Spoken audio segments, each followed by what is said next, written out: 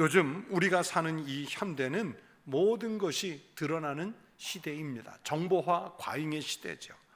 아무리 비밀로 감추려고 해도 감춰지지 않고 조금 전에 일어난 일조차도 잠시 후에 바로바로 공개되는 그런 세상에 살고 있습니다. 그런데 문제는 세상에 대한 지식이나 혹은 다른 사람, 남에 대한 정보는 그렇게 많이 알아가는데, 그런데 여러분, 오늘날 우리 현대인들의 약점이 뭐냐? 우리들의 약점이 뭐냐? 자신에 대해서는 잘 모른다는 사실입니다. 다른 정보가 많아질수록 오히려 자신에 대한 정보가 없어요. 소크라테스가 아무리 너 자신을 알라, 너 자신을 알라 그렇게 가르쳤어도요, 그것은 다른 사람들로 알게 하려는 문제이지 자기는 자신을 잘 알고 있다고 생각하지만, 그러나 살펴보십시오. 나를 잘 몰라요.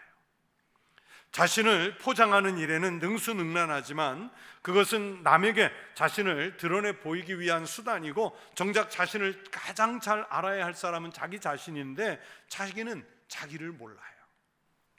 현대인들은 자신을 아는 능력을 상실해 가고 있습니다. 문명이 발달해 가면서 우리가 먼 곳에서 어디 차 타고 가면서 집안에 있는 살림들, 냉장고, 세탁기, 청소기 이런 것들을 제어하잖아요. 또 온라인으로 회의도 하고요. 수천 킬로, 수만 킬로 떨어져 있는 우주에 있는 우주선도 이 지상에서 조정을 합니다. 그러면서도 자기는 자기를 조정하지를 못하는 세상이에요. 하나님께서 인간을 창조하실 때 우리 인간에게는 다른 피조물들과는 좀 다른 은혜를 주셨습니다. 바로 하나님의 형상으로 우리를 만드셨다는 사실이에요. 우리가 하나님의 형상을 닮았다는 것은 그만큼 하나님께서 우리를 거룩하게 하셨고 우리 인간에게 지혜와 능력을 주셨다는 뜻입니다. 그래서 인간은 처음 창조될 때 그때부터 피조물들을 다스릴 수 있는 특권을 받았습니다. 창세기 1장 28절 말씀을 보시면 하나님께서 피조물들을 다스리라고 명령하시죠. 하나님이 그들에게 복을 주시며 하나님이 그들에게 이르시되 생육하고 번성하여 땅에 충만하라, 땅을 정복하라, 바다의 물고기와 하늘의 새와 땅에 움직이는 모든 생물을 다스리라. 그러면서 에덴 동산을 지키게 하셨고, 그러면서 각종 피조물들을 다스리기 위해서 우리 인간에게 피조물들의 이름을 짓게 하셨어요. 하나님은 이렇게 다스리는 은혜를 우리들에게 주셨습니다. 하나님은 인간이 하나님으로부터 위임을 받아 피조물들을 다스리도록 해주셨고, 더 중요한 것은 인간 자신이 스스로 자신을 잘 다스릴 수 있도록 자유의지 혹은 이성이라는 것을 주셨습니다. 우리 인간은 원래는 본능에 충실한 존재죠. 배가 고프면 먹고 또 졸리면 자면 되고, 종족을 보존하기 위해 성적 본능을 표출하고, 그러면서 그 본능에 의해서 질서를 지키죠. 생물학적으로 서식 본능 또는 돌아가려는 귀소 본능, 이런 것들을 가지고 있어요. 그러면서도 하나님께서는 우리 인간이 육체의 본능에 지배되어 살지 않도록 자신을 다스릴 수 있는 이성, 자유의지를 주셨습니다. 인간에게 이성을 주시고 자유의지를 주셨다는 것은 그만큼 인간은 자신을 다스릴 수 있는 권한을 받았다는 말씀입니다. 본능은 넓지만 그것을 다스려 좁은 길로 갈 수 있도록 하셨어요. 예를 들면 우리가 할 수 있는 권리가 있지만 무엇이나 다 하고 사는 것 아닙니다. 우리가 가질 수 있는 마음을 가졌지만 그렇다고 무엇이나 다 가질 수 있다는 뜻도 아닙니다.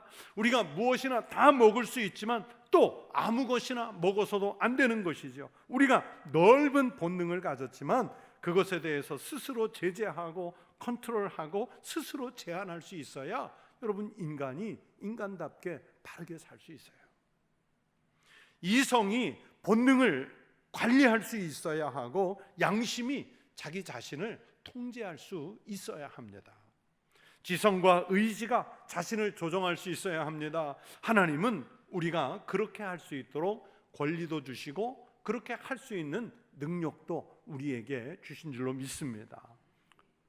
여러분, 아주 단순한 비교 같지만 첫 번째, 자기 마음대로 하고 싶은 것 다 하면서 죄를 짓고 사는 게 행복하겠습니까? 아니면 두 번째, 자기가 자기를 스스로 다스리면서 절제하면서 사는 게 행복하겠습니까? 어떤 게 행복할까요? 전자가 행복할까요? 후자가 행복할까요? 질문이 너무 어려웠나요? 질문을 좀 이해하셨습니까? 여러분, 정상적인 사람이라면 전자를 택하지 않아요. 후자를 택합니다. 자기를 스스로 통제해가면서 절제하는 사람이 무분별한 사람보다 훨씬 더 행복해요. 그런데 우리 그리스도인은 그런 철학적 이성만이 아니라 한 걸음 더 나아가서 단지 이성이나 윤리적인 힘만으로 사는 것이 아니라 하나님을 향한 믿음으로, 그리고 하나님께서 우리에게 주시는 성령의 능력과 감화, 이것을 받아서 우리를 다스리면서 사는 거예요. 우리가 신앙으로 자신을 잘 다스리면 그 다스리는 만큼의 행복을 누리게 될 줄로 믿습니다. 많은 분들이 가끔씩 저에게 이런 질문을 해요. 목사님은 무슨 재미로 사십니까? 여러분, 이 질문 속에는 세상적인 즐거움을 그렇게 끊고 사는 게 과연 행복하신 것입니까? 이런 의도를 담고 있는 거예요. 그런데 보세요, 여러분, 꼭 목회자가 아닌 이 회중석에 앉아있는 여러 성도님들도, 여러분 같은 신앙인들도 우리 자신이 본능을 절제해가면서 순전한 신앙으로만 사는 이것이 얼마나 행복한지를 알고 사는 사람들이 많습니다. 자기 자신을 잘 다스려서 살면서 훨씬 더 큰 행복을 누릴 수 있는 능력을 우리가 가졌다는 말씀입니다. 내 뜻으로 자신을 다스리는 사람은 자신에 대해 책임을 져야 합니다. 이것이 바로 다스림의 뜻입니다. 그래서 자신의 마음을 잘 다스릴 줄 아는 사람은요, 오히려 올감에 있는, 억압되어 있는 것이 아니라 자유로워요. 그래서 예수님께서도 요한복음에서 말씀하시기를 너희가 진리를 알지니 그 진리가 우리를 어떻게 만들어준다고요?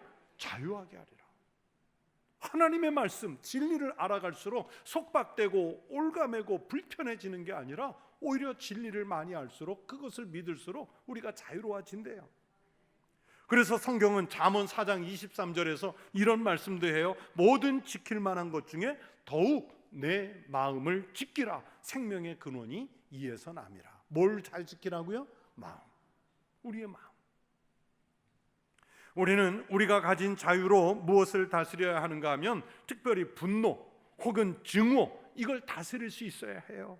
분노, 증오에게 오히려 다스림을 받아서 그 노예가 된 사람은요, 대부분 불행합니다. 미워하는 감정 때문에 잠 못 이루고 자기 몸을 상하게 하는 고생을 합니다. 증오나 분노의 노예가 되면 자기 마음을 마음대로 다스리지 못해서 심지어 죽게 되어 생명이 죽습니다.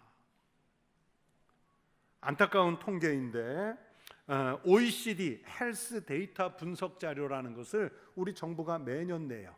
이게 뭐냐면 OECD에서 조사한 건강 보고서를 우리 실정에 맞게 자료를 내는 건데, 그 자료를 해마다 이렇게 보도되는 걸 보면 우리나라 대한민국은 OECD 회원국 중에서 가장 높은 자살률을 기록하는데, 부끄럽게도 20년 넘게 우리가 1등이에요.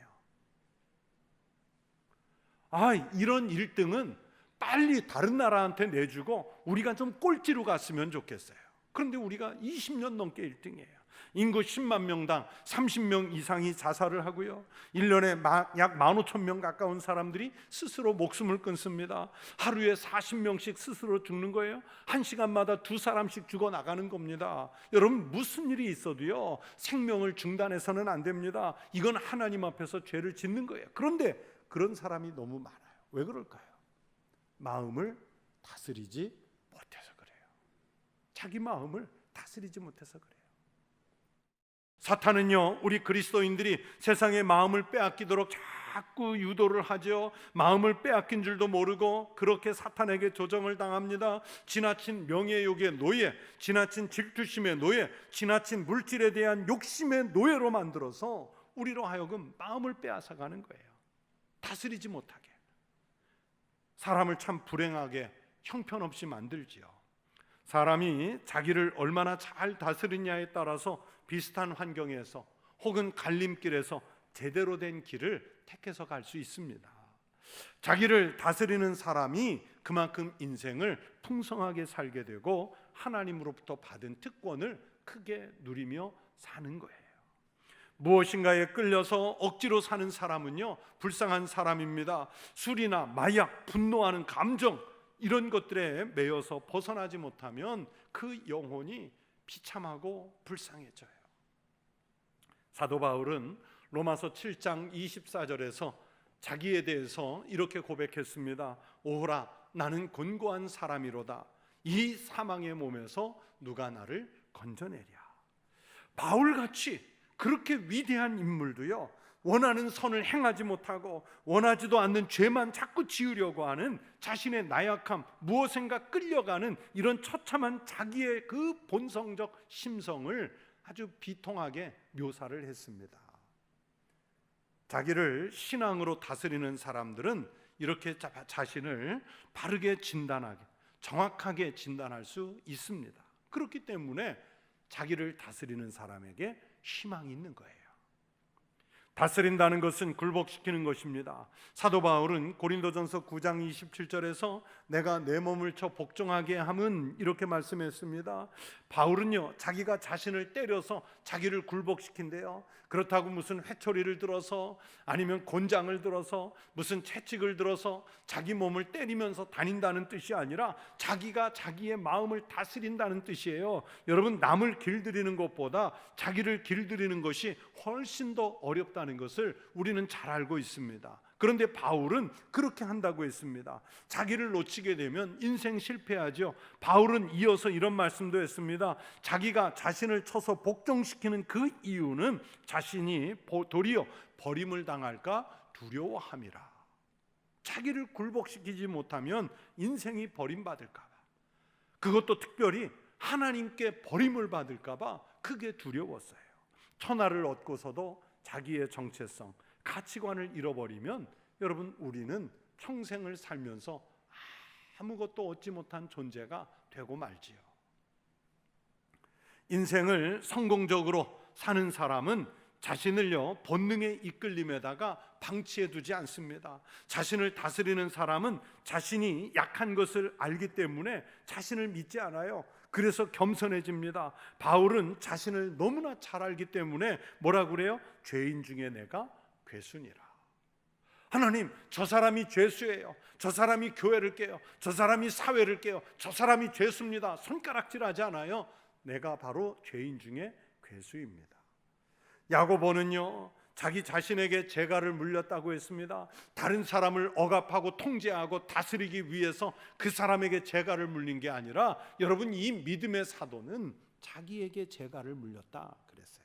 자기를 십자가에 못 박지 않으면 금방 타락한 존재로 전락할 사람이 다른 사람이 아니라 자신인 것을 알기 때문에 자신을 굴복시키는 거예요. 여러분, 지금까지 살아오면서 경험했겠지만 한번 자기를 평가해 보세요. 나 자신이 믿을 만한 존재이든가요? 작은 결심 하나 해놓고도요, 아침 저녁으로 그 결심이 변해요. 술이나 담배 끊는 것, 다이어트 하는 것, 도박을 끊는 것, 자기 성질 죽이는 것, 어느 것 하나 자기를 쳐서 복종시키지 않으면 쉬운 일 없어요. 쉬운 일이 없어요. 육신이 하자는 대로 하면 되는 일 없습니다. 아무리 나쁘다고 해도 먹고 싶은 거, 마시고 싶은 거, 피우고 싶은 거 다 하고 싶은 마음인데 그대로 하면 그 사람 영혼이 죽는 거예요. 그래서 우리는 하나님 앞에서 바울도 그랬고 야고보도 그랬던 것처럼, 하나님, 나는 이렇게 형편이 없는 사람입니다. 구제불능의 인간입니다. 빨리 선언해야 됩니다. 이제 나를 믿거나 의지하지 않고 이제는 주님만 의지하렵니다. 빨리 예수님만 믿는다고 선언하고 예수님의 인도하심을 믿어야 합니다. 아직도 자기 뜻, 자기 의지, 자신의 마음, 자신의 관록을 믿는 것은 그건 아직 정신을 덜 차린 거예요. 바른 신앙을 모르는 것입니다. 예수님께서도요, 예수님을 따르려면 자기를 부인하고 자기 십자가를 지고 따르라고 말씀하셨지 않습니까? 남에게 십자가 지우는 게 아니라 자기 십자가 자기가 지고 따르라는 거예요. 여러분, 이것은 주님에 대한 철저한 순종을 뜻합니다. 내가 나를 다스리면 실패한다는 것을 잘 알기 때문에 그리스도가 나를 다스리게 하시도록 자기 십자가를 지고 자기를 부인하고 따르라고 말씀하셨어요. 그래서 성도 여러분, 서양 격언에 가장 위대한 사람은 자기 마음을 믿지 않는다 하는 말이 있어요. 자기를 쳐서 복종시켜서 다스립니다. 가장 지혜로운 사람은 오직 그리스도에게만 순종하고 나의 모든 것, 나의 판단, 나의 삶, 나의 감정까지도 주님께 의탁하는 사람입니다. 오늘 여러 본문 중에서 핵심 요절로 삼은 잠언 16장 32절의 말씀을 보십시오. 노하기를 더디하는 자는 용사보다 낫고 자기의 마음을 다스리는 자는 성을 빼앗는 것보다 나으니라. 자기 마음을 다스리는 게 성을 빼앗는 것보다, 용사가 되는 것보다 어려운 일이니 얼마나 어려운 일이겠습니까? 가끔 텔레비전에서 이렇게 드라마가 나올 때 보면 뭐 두 사람이 사무실에서 막 대화를 나오다가 언쟁을 벌이고 한 사람이 나갔어요. 그러면 남아있는 사람이 뭐 사장님이 됐든 회장님이 됐든 뭐 임원이 됐든 자기 책상을 으이 하면서 확 쓸어내는 걸 볼 수 있어요. 저는 그 볼 때마다 저건 누가 치우지?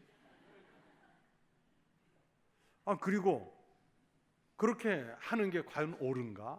이게 방송에서 이런 장면은 좀 많이 안 보였으면 좋겠어요. 왜냐하면 사람들이 그렇게 해도 되는 줄로 알잖아요. 그런데요, 여러분, 이런 장면이 성경에도 있어요. 성경에도. 모세를 보십시오. 그것도 위대한 모세입니다. 모세가 시내산에서요 40일 동안 금식하고 내려오는데 그 얼굴이 얼마나 빛나게 광채가 났던지요. 사람들이 모세의 얼굴을 바라볼 수가 없었어요. 그래서 그 모세의 얼굴을 바라볼 수 있도록 수건으로 얼굴을 가리고 내려와야 할 정도였지 않습니까? 이렇게 하나님과 동행하면서 살아가는 위대한 모세였지만 백성들이 자기가 없는 동안에 금송아지를 만들어 놓고 우상을 숭배하는 모습을 보니까 마음속에 그냥 순간적으로 분노가 일어나서 자기가 자제할 틈도 없이 하나님이 직접 새겨준 십계명이 쓰인 그 비석을 그대로 땅바닥에 던져서 깨트려 버리지 않습니까? 상식적으로 생각하면 아무리 화가 나도요 그 십계명 돌판을 잠깐 내려놓고 막 삿대질하면서 야단을 치든지 아니면 주변에 있는 다른 돌이라도 집어 던져가면서 화를 내면 되는데 어쩌자고 하나님이 만들어주신 그 거룩하고 신성한 돌판을 던져서 깨트립니까? 옛날에 애굽에서 사람 때려 죽인 그 성질이 얼굴은 빛났는지 모르겠는데 마음에 있던 거예요. 하나님 은혜를 입었다고 하지만 이게 모세의 성격이에요. 이스라엘 백성들이 가데스 바네아에서 물이 없다고 하나님을 원망하니까 하나님이 반석을 한 번 쳐서 물을 내라고 했는데 모세가 몇 번 반석을 내려쳐요? 몇 번 내려쳐요? 여기 답이 있잖아요. 지금 저를 보고 계시는 거예요? 2번. 그런데 거기에다가 출애굽기에는 나오지 않는데 이스라엘의 전승에 의하면 아마 그걸 내리치면서 모세가 입에 담지 못할 말로 욕을 했었나 봐요. 실제로 시편 106편 32절 33절에 의하면 무리바물에서 모세가 그의 입술로 망령되이 말하였습니다. 그러니까 반석을 2번 내리치면서 입에 담지 못할 무슨 험한 욕을 했던 모양이에요. 그의 말과 행동에서 혈기가 뿜어져 나왔어요. 그래서 이 일로 하나님이 무리바 반석을 2번 친 것 때문에 모세를 가나안 땅에 못 들어가게 하시잖아요. 그래서 오늘 성경의 말씀은 성을 빼앗는 자보다 자기 마음을 다스리는 자가 낫다고 말씀하셨습니다. 자기 마음을 다스리는 게 여러분 이게 기계적으로 되는 것이 아니죠. 교회 오래 다녔다고 되는 것 아니에요. 얼마나 전적으로 하나님께 자신을 맡겼느냐, 주님을 얼마나 의지하느냐, 여기에 달려 있습니다. 교회 안에서도요 자신을 다스리지 못한 사람들을 많이 봅니다. 신앙생활 오래 하고 직분 가졌다고 자기를 잘 다스리든가요? 금년이 제가 꼭 교역자 생활 시작한 지 40년을 넘어서는 해입니다. 그러니 그동안 목회 40년 하면서 얼마나 많은 성도들을 봤겠어요? 목사와 장로님들만 모이는 당회 또는 노회 또는 총회 이런 데 늘 가지만 그 안에서 욕설도 하고요, 물건도 집어 던지고 멱살도 잡고, 그러면 저는 마음속에 저 목사님은 마음에 진짜 예수님이 있나? 저 장로님은 예수를 믿고 하는 건가? 정말이에요. 그런 마음이 들어요. 모세가 돌판 집어던진 게 꼭 그 마음일 거예요. 자기를 다스리지 못하면서 어떻게 교회 지도자가 되었고 노회나 연합의 지도자가 되겠다고 하는 것인지 이해가 되지 않아요. 그런 분들만 그렇습니까? 여러분, 우리가 그리스도인이라고 이름을 갖고 있으면서도 집에 가서 자기의 그 알량한 힘 가지고, 그것 가지고 배우자든지 자녀들을 억압하고 막대하는 그런 경우들이 있잖아요. 조그마한 권세 하나 가지고 직장에 가서 아랫사람들에게 막말로 아니면 폭압적인 그런 성격을 드러내는 경우들이 또 얼마나 많습니까? 마음을 못 다스리는 거예요. 같은 교회 안에서도 믿음의 사람들끼리 불화하고 또 서로를 받아들이거나 용납하는 태도는 하나도 없이 자기 주관대로만 사는 사람들이 있습니다. 그래서 입술로는 신앙을 고백하면서 쓴물을 냈던 그 입으로 막 찬송도 하고, 이웃을 향해서 손가락질했던 그 손을 걷어서 다시 그 손으로 봉사도 하는, 이게 우리들의 모습이잖아요. 참 이율배반적입니다. 항상 무엇이든지 다 옳을 수는 없습니다. 그러나 혈기를 가지고 하는 일, 자기를 다스리지 못해서 나오는 것은 여러분 백해무익합니다. 그런 사람에게는 진리를 말해도 소용이 없고, 아무리 귀한 말을 해도 노함이 남아 있으면 하나님의 말씀이 들어올 공간이 없어요. 용맹하고 좋은 무기를 갖춘 사람을 용사라고 하지 않습니까? 그런데 오늘 성경 말씀은 노하기를 더디하는 사람이 뭐보다 나요? 용사보다 낫다. 노하기를 더디한다는 것은 그만큼 자기를 잘 다스린다는 뜻이죠. 아무리 큰 성을 빼앗고 사업에 성공해서 큰 돈을 벌고 권력을 쟁취해서 성공 신화를 쓴다고 해도 마음을 다스리지 못하는 사람, 실패한 사람이에요. 여러분, 하나님 앞에서의 실패는 천국에서 멀어지는 겁니다. 우리가 마음을 다스리는 최선의 방법은 언제나 내가 하나님 앞에 있다는 임재의식, 코람데오 신앙의 고백입니다. 내가 하나님 앞에 있고 하나님께서 나를 보고 계시고 하나님께서 나의 세밀한 소리까지 다 듣고 계시는 줄로 믿습니다. 하나님 앞에 있다는 의식을 늘 하고 살아야 합니다. 하나님 앞에 있는 사람이 어떻게 분노하고 싸움이나 전쟁을 하고 미워하고 체면 없이 자기 욕심만 챙기겠습니까? 제가 좋아하는 그 격언 설교 말씀 하나가 있습니다. 중국의 유명한 니토생이라는 목사님이 하신 말씀인데, 새가 내 머리 위로 날아가는 것은 막을 수 없다. 여러분, 오늘 예배 끝나고 마당에 나가셔서 새가 내 머리 위에 날아가는 것 막아보십시오. 막을 수 있겠어요? 없겠어요? 못 막습니다. 그런데 니토생 목사님이 뭐라고 하냐면, 그러나 그 새가 내 머리에 둥지를 트는 것은 막을 수 있다. 여러분, 새가 내 머리 위로 날아가는 것은 막을 수 없지만 그 새가 내 머리에 날아앉아서 여기에 집 짓는 것은 막을 수 있잖아요. 무슨 뜻이었겠어요? 마음에 일어나는 죄의 생각, 분노의 생각들, 이런 것들이 마음에 일어나서 지나가는 것까지는 막을 수 없다는 거예요. 그러나 이것이 마음에 쌓이도록 놓아두어서는 안 된다는 뜻입니다. 그렇게 하지 못하도록 다스리라는 거예요.